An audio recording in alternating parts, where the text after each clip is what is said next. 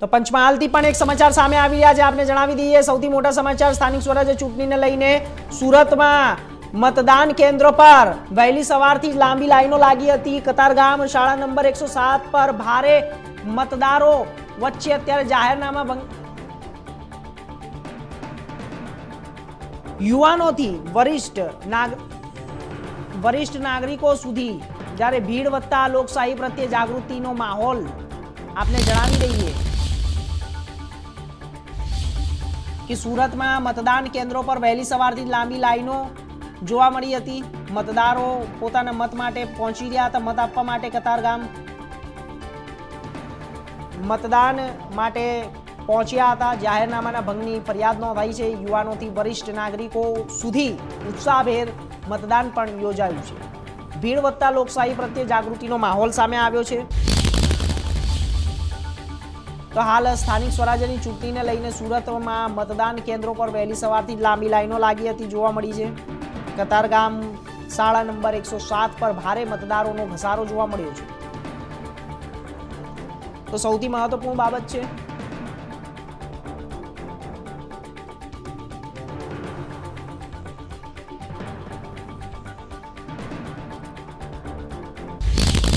તો સ્વરાજ્યના રાજ માટે 1118 ઉમેદવારો વચ્ચે જંગ છે. 17.31 લાખ મતદારોનું આજે મહાપર્વ છે. મોટા સમાચાર છે, સૌથી મહત્વપૂર્ણ સમાચાર છે. જાહેરનામાના ભંગની ફરિયાદ પણ નોંધાવવામાં આવી છે.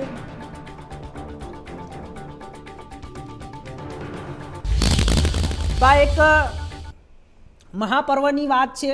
સુરતના અંદર જ્યારે વાત કરવામાં આવે તો કતારગામ નંબર શાળામાં મતદાન માટે પણ સવારથી લાંબી લાઈનો લાગી હતી.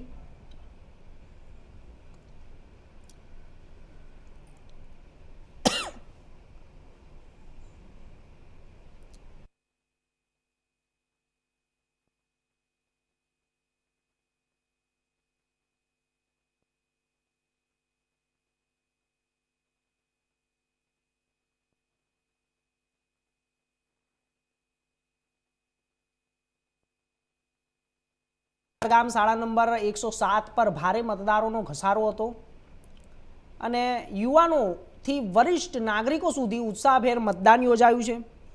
સ્વરાજ્ય રાજ માટે 1118 ઉમેદવારો વચ્ચે જંગ છે. આજે 17.31 લાખ મતદારોનું આજે મહાપર્વ છે.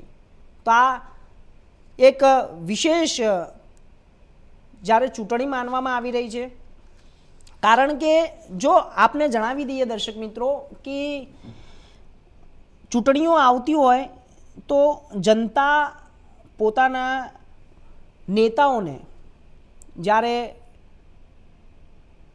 લઈને વાત કરતી હોય છે તો એક વસ્તુ સમજવા જેવી છે.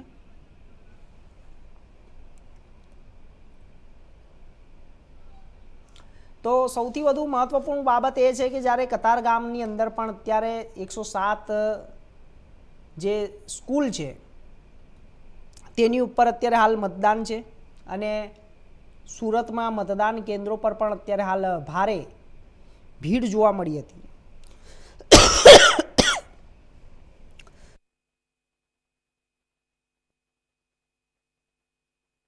આમ જોવા જઈએ તો અત્યારે હાલ ભારે મતદાનો વચ્ચે જે લોકો પહોંચ્યા હતા તે લોકો એટલા માટે પહોંચ્યા હતા કે તેમને ગરમીનો સામનો નહોતો કરવો અને સાથે સાથે જ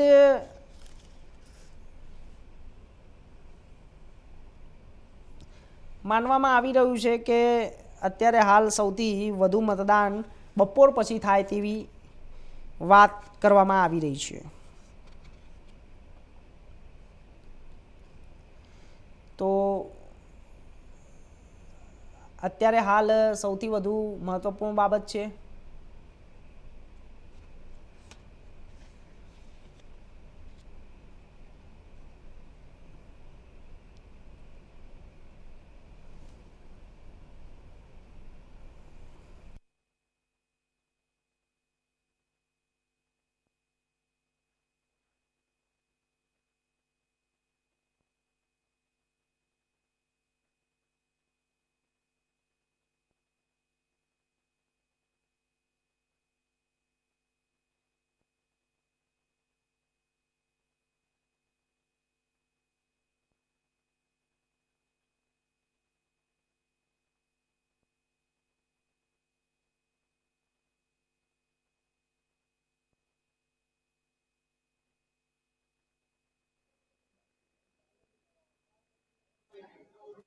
મતદાન ચાલી રહ્યું છે, મતદાનની અંદર ભારે ભીડ જોવા મળી રહી છે, તો પક્ષ વિપક્ષ અને અપક્ષ આ ત્રણેય જે મૂર્તિયાઓ અત્યારે હાલ મેદાનમાં છે, તો મેદાનની અંદર પણ અત્યારે હાલ આ ત્રિકોણીય જંગ છે, આમ આદમી પાર્ટી, કોંગ્રેસ અને ભાજપ. તો સાથે સાથે અત્યારે હાલ આપ તસવીર જોઈ રહ્યા છો તે યુવાનોની અંદર પણ અત્યારે હાલ મતદાન માટે વધુમાં વધુ ઉત્સાહ જાગી રહ્યો છે. જેનજીનું આ એક ઉદાહરણ છે, આપ દ્રશ્યો પર જોઈ શકો છો. સેલ્ફી લે છે અને સાથે તેમના પિતાજી છે, પિતાજી સાથે સાથે તેમને ઉત્સાહ વધારી રહ્યા છે. એક સમજવા જેવી બાબત છે દર્શક મિત્રો કે આપણે મતદાન કરવું એ આપણો અધિકાર છે અને મતદાન સાથે આપણે બીજા લોકોને પણ તેને માટે જાગૃત કરવા એ આપણો અધિકાર છે. એટલે એ સમજવા જેવી બાબત છે. તો સ્વરાજ્યના તો સુરતથી આ વિષય ઉપર અમારા સાથે જોડાઈ ગયા છે પ્રેરણા. શું છે અત્યારે હાલ સ્થિતિ, કેટલા ટકા મતદાન સામે આવ્યું છે કતાર ગામની અંદરથી અને કેવી રીતે અત્યારે લોકો પ્રતિક્રિયા કરી રહ્યા છે? પ્રેરણા. જી હર્ષ, સમગ્ર ગુજરાતમાં પર્વનો માહોલ છે. સુરત શહેરના મતદારો સવારથી 7 વાગ્યાથી લાંબી લાઈનોમાં મતદાન કરવા માટે પહોંચી ગયા છે અને મતદારોની લાંબી કતારો લાગી છે. ત્યારે હાલ આપણે ઉપસ્થિત છીએ સુરત શહેરના કતારગામ દરવાજા ના મતદાન બૂથ પર. ત્યાં તમે જોઈ શકો છો કે કેટલી લાંબી લાઈનો લાગી છે અને હાલ આપણે જોડાઈશું મતદાતાઓ સાથે. બિલકુલ. આજે તમે મતદાન કરવા આવ્યા છો, આજે ચૂંટણી છે તે પ્રત્યે તમે શું કહેવા માંગશો? આજે હોળી બંગલા શાળા નંબર 107-108 માં મતદાનના દિવસે ખૂબ જ મોટી સંખ્યામાં લોકો બહાર આવી મતદાન કરી રહ્યા છે. સિટીઝન હોય, મહિલા હોય, યુવા મતદારો હોય, તમામ એસઆઈઆર પ્રત્યે બિલકુલ જાગૃત થઈ રહ્યા છે અને ગરમી અસહ્ય હોવા છતાં પણ લોકો સ્વૈચ્છિક રીતે મતદાન કરે.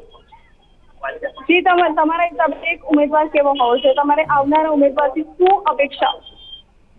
મહાનગરપાલિકાની ઇલેક્શન હોય એટલે ઉમેદવાર એટલે પ્રાથમિક સુવિધા અને લોકોને સરળતાથી મળી રહે, અવેલેબલ મળી રહે એવા ઉમેદવાર હોવા જોઈએ.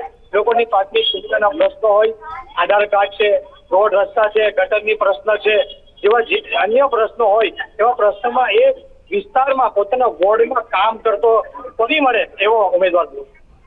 તમે કયા મુદ્દાઓને ધ્યાનમાં રાખીને મત આપશો? અમે તમામ પ્રાથમિક સુવિધાઓના મુદ્દાઓને ધ્યાનમાં રાખીને આ વખતે મતદાન કરી રહ્યા છે. માઇનોરિટી વિસ્તારની અંદર હંમેશા ગટર, પાણી, રોડ, રસ્તા, સ્ટ્રીટ લાઇટ, આધાર કાર્ડ વિશે જેવા અન્ય સરકારી લાભ માટે ખૂબ જ તકલીફ પડે છે. આ વખતે અમે એવા ઉમેદવારને વોટ આપી રહ્યા છે અને આ લાવી રહ્યા છે કે તેઓ આવા પ્રશ્ને પોતાની ઓફિસ ખોલે અને લોકોમાં જાગૃત બનાવે અને વિસ્તારોમાં અવેલેબલ મળી રહે. જે તમે યુવાઓ માટે શું કહેવા માંગશો? આજે સવારથી અસહ્ય ગરમી પડી રહી છે ત્યારે યુવાઓ સ્વૈચ્છિક મતદાન કરવા આવી રહ્યા છે. આજે રવિવારનો દિવસ છે, રજાનો દિવસ છે, ત્યારે તેઓ સ્વતંત્ર પર્વની ઉજવણી કરી રહ્યા છે. તમારા વિસ્તારમાં કઈ એવી બેઝિક સમસ્યાઓ છે જેનો નિકાલ તમે ઈચ્છો ભવિષ્યમાં? અમારા વિસ્તારમાં સૌથી પહેલા તો માઇનોરિટી વિસ્તાર છે, ત્યાં રોડ, રસ્તા, ગટર અને પાણીની સુવિધાઓ છે, તેના માટે અમે લડી રહ્યા. તમારા હિસાબે કોર્પોરેટર કેવો હોવો? અમારા માટે કોર્પોરેટર પ્રાથમિકતા આપે એવો કોર્પોરેટર અમે કરી રહ્યા. તમને હું પૂછીશ કે આ જે તમે મતદાન જે મત કરવા આવ્યા છો તો એ પ્રત્યે તમારો ઉત્સાહ કેવો છે અને કેવી રીતે તમે કયા મુદ્દાઓને ધ્યાનમાં રાખીને મત?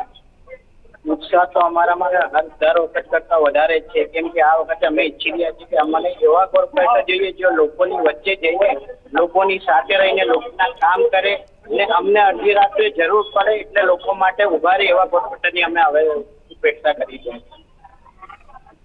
આગામી 5 વર્ષમાં તમે તમારા વિસ્તારમાં કેવો વિકાસ રહેશે? આગામી 5 વર્ષમાં અમે ઉમદા ઈચ્છી રહ્યા છે કે અમારા વિસ્તારના લોકોને આજે રાત્રે બેસવા માટે, ફરવા માટે વેસુ વિસ્તાર, સિટી લાઇટ વિસ્તારોમાં જવું પડે છે. ત્યાં જે સુવિધા ગવર્મેન્ટ આપી રહી છે એવી સુવિધા અમને અમારા વિસ્તારોમાં બી જોઈએ કે જેથી કરીને લોકો અમારા વિસ્તારોમાં બી લોકો આવે ને લોકોને થાય કે ખરેખર અહીંયાના કોર્પોરેટર સારું કામ કરી રહ્યા છે. આપણે જોડાય છે મહિલા મતદાતા સાથે. તમે આજના યુવાઓ માટે શું કહેવા માંગશો?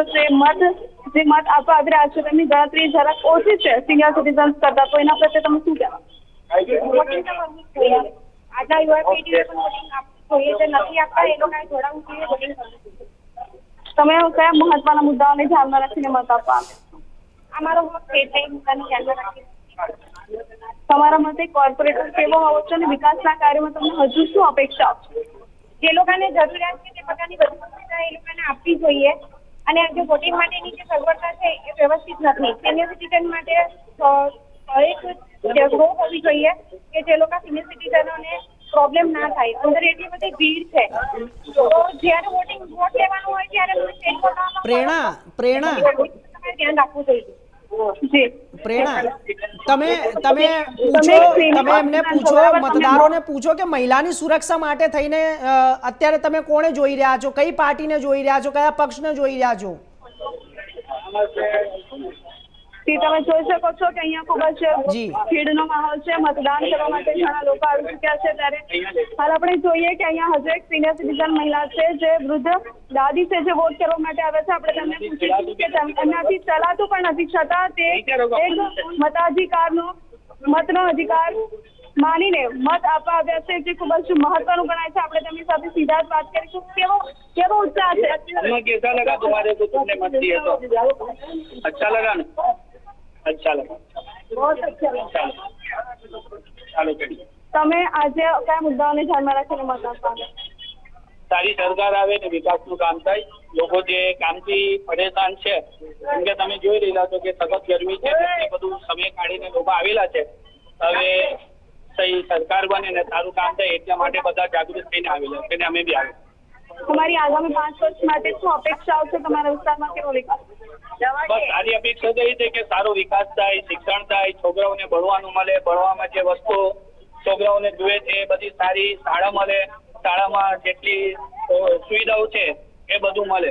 એટલે સારો એ વિકાસ માટે આપણે આવેલા છે. આજના યુવાઓને તમે મત કરવા માટે શું અપીલ કરશો? મારી તો અપીલ એ છે કે સવારથી જ લોકોને પહેલા ફુરસદમાં કામ ધંધો છોડીને દરેક વસ્તુ છોડીને મત આપવું જોઈએ. આ આપણો અધિકાર છે ને આપણે એ અધિકારને જરૂર ઇસ્તેમાલ કરવું જોઈએ. તમે જોઈ શકો છો જેમ કે હરેક મતદાતાએ પોતાનું વ્યૂ આપ્યો છે અને તમે જોઈ શકો છો અહીંયા બૂથ મતદાર ગણતરી બૂથ પર કેટલી ભીડ જામી છે. જે વૃદ્ધ મહિલા છે તેમની કેટલી વય છે છતાં તેઓ મત આપવા આવ્યા છે. ત્યારે સ્થાનિક સ્વરાજ્યની ચૂંટણી 2026 તો માહોલ ખૂબ જ ઉત્સાહી છે. મતદાતાઓમાં ઘણો ઉત્સાહ જોવા મળી રહ્યો છે. અહીંયા ખૂબ જ લાંબી કતારો લાગી છે. તમે જોઈ શકો છો દ્રશ્યતા છે અને જોઈ શકો છો કે પોલીસ બંદોબસ્ત પણ અને પોલીસ સુરક્ષા પણ ગોઠવવામાં આવી છે જેથી કોઈ પણ મતદાતાઓની અગવડ ન પડે અને એ કારણે બધા એકદમ સરળ રીતે પોતાનો મતનો અધિકારનો ઉપયોગ કરી શકે અને જેથી આગળના 5 વર્ષ માટે વિકાસ થઈ શકે અને મત આપી શકે. તમે જોઈ શકો છો આપણે કતારગામ દરવાજાના મતદાન બૂથ પર ઉપસ્થિત છીએ. કેટલી લાંબી લાઈનો લાગી છે. ગરમીનો પારો ખૂબ જ વધી ગયો છે છતાં પણ મતદાતાઓ રૂકી નથી રહ્યા અને પોતાનો મતદાનનો અધિકાર તેઓ ઉપયોગ કરી રહ્યા છે. તમે જોઈ શકો છો લાંબી લાઈનો છે. અહીંયા ઉભી રહેવા માટે પણ જગ્યા નથી છતાં તેઓ આટલી ગરમીના વચ્ચે પણ તમારે છતાં તેઓ આવી પહોંચ્યા છે. આપણે જોડાઈશું, સીધા જોડાઈશું. તમે શું કહેવા માંગશે? મત આપવા આવે છો કેવી વ્યવસ્થા છે? જી